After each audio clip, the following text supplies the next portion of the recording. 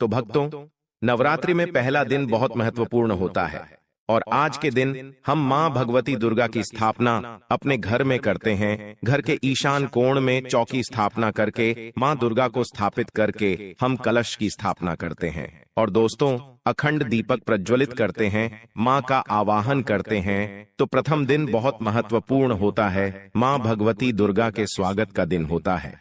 और भक्तों, आपको बता दे कि शास्त्रों के अनुसार अगर हम नवरात्रि के पहले दिन कुछ विशेष कार्य कर लेते हैं तो इससे मां बहुत ही शीघ्र प्रसन्न हो जाती है और फिर हमारी जो भी पूजा होती है, प्रार्थना होती है, मां उसे बहुत शीघ्र स्वीकार करती है और हमारे जीवन में आने वाली समस्त बाधाओं को दूर करती है, समस्त कामनाओं को पूर्ण करती हैं।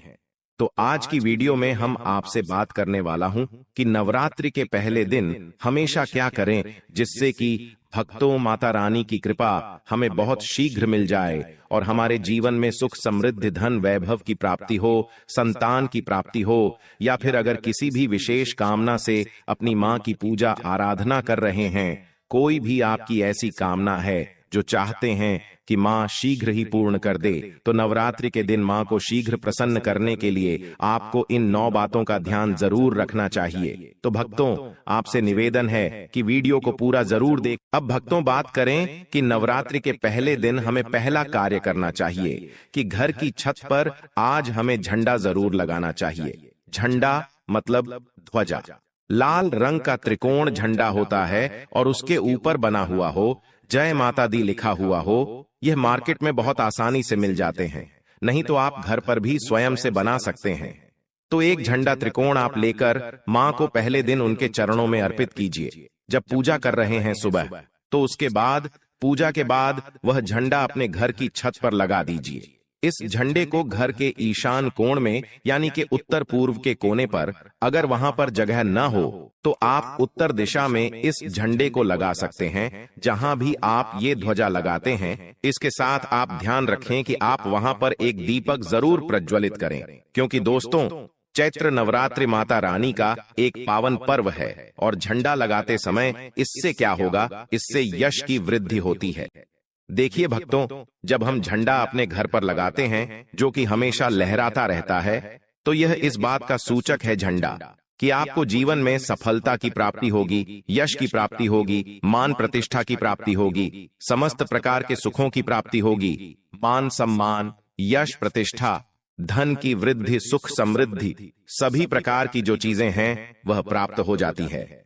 दोस्तों, ऐसे लहराता हुआ झंडा आपके घर पर शुद्धता की सूचना है। इसलिए 3 अक्टूबर 2024 गुरुवार को नवरात्रि के पहले दिन आपको अपने घर के ईशान कोण में एक लाल रंग का झंडा जरूर लगाना चाहिए। भक्तों, अगला जो कार्य है नवरात्रि में पहले दिन आपको जरूर करना है, वो है घर के मुख्य द्वार पर तोरण लगाना। तोरण क्या होता है? देखिए, आम के पत्ते लीजिए। जब हम पंच पल्लव के लिए भी आम का पत्ता लेते हैं, वहीं आम का पत्ता चाहिए हमें, और थोड़ा सा अधिक मात्रा में आप लेकर आइए। उसे साफ धो लीजिए। धोने के बाद उस पत्ते के ऊपर आपको श्री लिखना, पत्ते पर आपसी में लिखे, और जितना भी बड़ा आपका मुख्य द्वार हो उसके अनुसार एक धागा लेकर, और लाल धागा ले सकते हैं, पीला धागा ले सकते हैं। इस प्रकार से किसी भी रंग का धागा लेकर आप इन सभी पत्तों को एक माला के स्वरूप में बना लीजिए और उसके बाद यह अपने घर के मुख्य द्वार पर लगा दीजिए। भक्तों, श्री पत्तों पर कुमकुम से लिख दीजिए या हल्दी से लिख दीजिए, इसी लगा दीजिए। इससे क्या होगा कि जब भी आप किसी दरवाजे पर कहीं तोरण लगा हुआ देखते हैं, आपको क्या लगता है? पहले ही सूचना में यह लगता है कि इस घर में कोई शुभ या मांगलिक कार्य हुआ है। और तो घर पर लगा हुआ तोरण, घर के मुख्य द्वार पर लगा हुआ तोरण आपके घर में शुभता की सूचना देता है, मांगलिक कार्य की सूचना देता है, इस बात की सूचना देता है कि आपके घर में देवी विराजित हैं। यह बहुत महत्वपूर्ण होता है। नवरात्रि के पहले दिन घर के मुख्य द्वार पर तोरण लगाना, और इसका बहुत ही शुभ फल भी हमें प्राप्त होता है। अगला जो कार्य है, तीसरा कार्य जो हमें नवरात्रि में जरूर करना चाहिए दोस्तों, वह अखंड दीपक प्रज्वलित करना। देखिए, अगर घर में हम अखंड दीपक प्रज्वलित करते हैं तो अखंड दीपक प्रज्वलित करने से मन की कोई भी इच्छा हो, अगर आप सोचकर और मन में धारण करके अखंड दीपक प्रज्वलित करते हैं तो आपकी कामना बहुत शीघ्र पूर्ण होती है। लेकिन इसके अलावा दीपक इस बात का प्रतीक है कि आपके घर में किसी भी प्रकार की नकारात्मक ऊर्जा प्रवेश नहीं करेगी और मन से, घर से हर तरह से नकारात्मक ऊर्जा को दूर करता है दीपक। इसलिए अखंड दीपक चैत्र नवरात्रि में पहले दिन से लेकर और नवमी तिथि तक प्रज्वलित किया जाता है, जिससे कि शुभता का घर में वास हो, सकारात्मक ऊर्जा का घर में वास हो। और जहां पर सकारात्मक ऊर्जा होती है वहां पर सुख, समृद्धि, धन, वैभव की प्राप्ति होती है। और दोस्तों, आपको बता दें कि मां भगवती वहीं वास करती है जहां सकारात्मक ऊर्जा रहती है। इसीलिए हम घर के मुख्य द्वार पर तोरण लगा रहे हैं, ताकि बाहर से, मुख्य द्वार से किसी भी प्रकार की नकारात्मक ऊर्जा हमारे घर में प्रवेश न करे। इसके अलावा जब हम दीपक प्रज्वलित कर रहे हैं तो हमारे विचारों में किसी प्रकार की नकारात्मक ऊर्जा न हो, इसके लिए हम प्रज्वलित कर रहे हैं। जब हम पूजा प्रार्थना कर रहे हैं, मंत्र जप कर रहे हैं, निर्विघ्न उसे हम पूर्ण कर पाएं, इसके लिए अखंड दीपक प्रचलित किया जाता है। लेकिन अगर आप किसी भी कारणवश अखंड दीपक प्रज्वलित नहीं कर पाते हैं तो सुबह शाम दोनों समय जब मां की आराधना करें तब आपको शुद्ध घी का दीपक जरूर प्रज्वलित करना है। और सुबह शाम दोनों समय अपने घर में लौंग और कपूर की आरती जरूर कीजिए, जिससे कि घर में नकारात्मक ऊर्जा ना रहे और घर में सकारात्मक ऊर्जा का वास बना रहे। अगला जो कार्य है नवरात्रि में आपको जरूर करना चाहिए, वह कलश की स्थापना। और देखिए, दीपक में एक और बात का ध्यान रखें, फिर हम कलश की स्थापना की बात करते हैं। दीपक में अगर आप घी का दीपक प्रज्वलित कर रहे हैं तो उसे आपको मां भगवती दुर्गा की मूर्ति के दाईं तरफ रखना होता है, और अगर आप तेल का दीपक प्रज्वलित करते हैं तो मां भगवती दुर्गा के बाईं तरफ आपको तिल तेल का दीपक रखना चाहिए।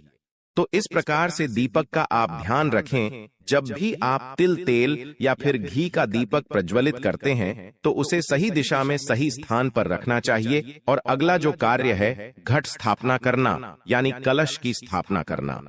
तीखी कलश की स्थापना जब हम करते हैं नवरात्रि में, कलश में हम सभी देवी देवताओं का आवाहन करते हैं। सभी देवी देवताओं का पूजन मां भगवती के साथ ही हम प्रतिदिन करते हैं। इस प्रकार से जब 9 दिनों तक लगातार हम समस्त देवी देवताओं का पूजन करते हैं, घर में आवाहन करके विधि विधान से, विशेष रूप से हम उनकी आराधना करते हैं। क्योंकि जब हम मां का पूजन करते हैं, पहले हम कलश का पूजन करते हैं। धूप, दीप, नैवेद्य चीजें हम मां को अर्पित करते हैं विधि विधान से, और इसके साथ ही कलश को भी हम इसी प्रकार से अर्पित करते हैं। तो सभी देवी देवताओं की विशेष पूजा हम 9 दिनों तक कर रहे हैं। तो हमारे जीवन में किसी भी प्रकार की कोई बाधा दूर होती है और कोई भी हमारी विशेष काम न हो तो अवश्य पूर्ण होती है। तो कलश की स्थापना हमें जरूर करनी चाहिए अगर संभव हो तो। नवरात्रि के प्रथम दिन जो अगला जरूरी काम हमें करना है वो है जवारे होना, यानी कि सप्त धान्य बोना, जो कि हम मिट्टी में थोड़े से जौ होते हैं जो कि हरे हो जाते हैं। बहुत सी ऐसी जौ अंकुरित हो जाते हैं, और ये शीघ्र ही अंकुरित तब होते हैं जब हमारे घर में अन्न होते हैं। तो ये इस बात की सूचना देते हैं कि हमारे घर में सुख समृद्धि आने वाली है। हमारे घर में मां भगवती विराजित हो चुकी है और घर में सुख समृद्धि, धन, वैभव, सभी प्रकार की जो शुभता है उसका आशीर्वाद हमेशा दे रही है।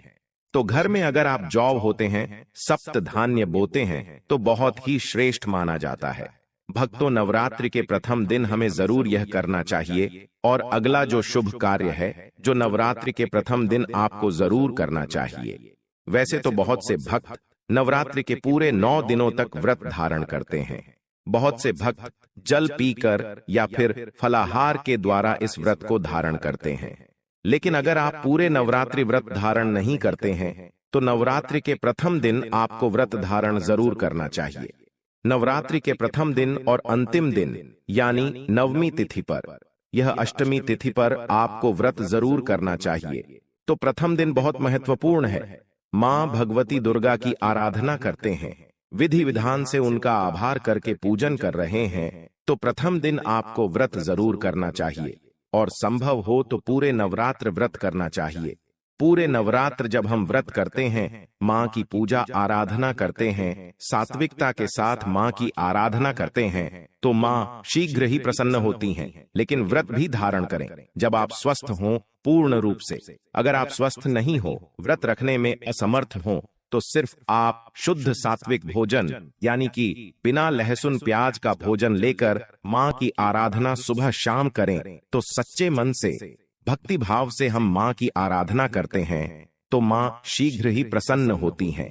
अगर व्रत धारण की रखने की अगर आपकी शक्ति या सामर्थ्य शारीरिक रूप से नहीं है तो आपको व्रत नहीं रखना चाहिए। लेकिन अगर संभव हो तो पहले दिन फलाहार के द्वारा व्रत धारण जरूर